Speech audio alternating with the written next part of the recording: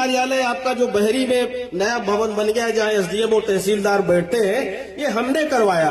SDM भवन यहाँ बना हुआ है और एसडीएम भवन में एसडीएम आज तक बैठती नहीं है। सुना है जो पंखा उंखा लगा था वो भी चोरी हो गया।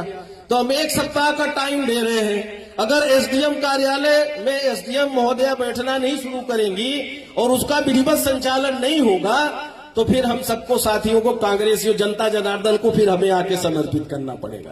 फिर हमें नारियल फोड़ के, क्योंकि जब एसडीएम कार्यालय बना है, भव्य भवन बन गया, तो वहां बैठिए ना, वकीलों के लिए भी जगह हो जाए और जो जनता जनार्दन आती है उनके भी उठने बैठने के लिए जगह हो जाए।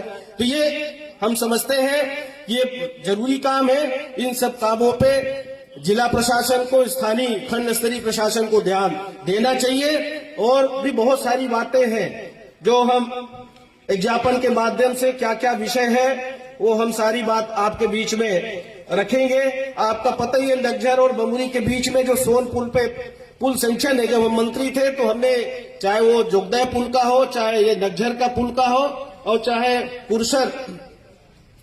कुरसर से ये आपका लौवार से कुरसर पहुंचमाल, ये 3 पुल हमने सेंक्शन कराया था।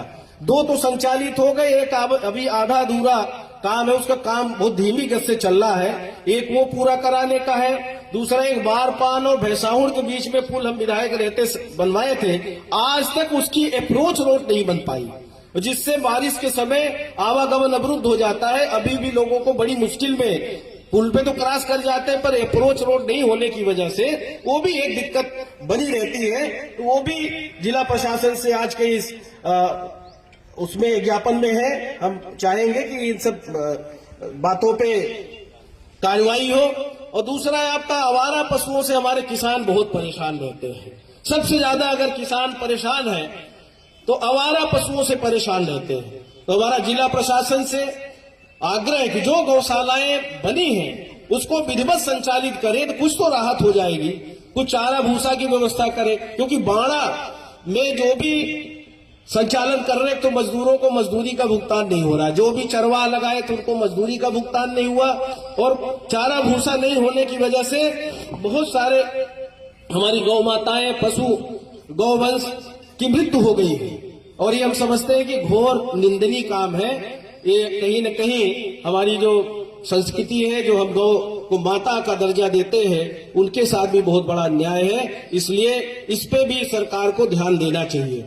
हमारे जो सामुदायिक स्वास्थ्य केंद्र है, यहाँ सामुदायिक स्वास्थ्य केंद्र में एक्सरे मशीन नहीं है। एक्सरे मशीन हो जाने से जो सीधी जाना पड़ता है लोगों को, वो सुविधा मिल जाएगी। पर एक बड़ी दिक्कत की बात यह है कि सोनोग्राफी मशीन यहाँ पे आ तो गई। सोनोग्राफी मशीन उस समय जब हम थे, हमने बहुत सारी चीजें कोशिश की थी और बहुत सारा पैसा भी यहाँ पे दिया था। पर सोनोग्राफी मशीन के संचालन के लिए जो भी यहाँ इसके लिए टेक्नीशियन, डॉक्टर है, ये बहुत निंदनीय बात है कि 600 रुपए शुल्क लेने के बाद ही सोनोग्राफी करते हैं। अगर ये 600 रुपए वसूली बंद नहीं किया गया तो इसके लिए हम लोगों को कठोरात्मक कार्रवाई करने के लिए बाध्य होना पड़ेगा।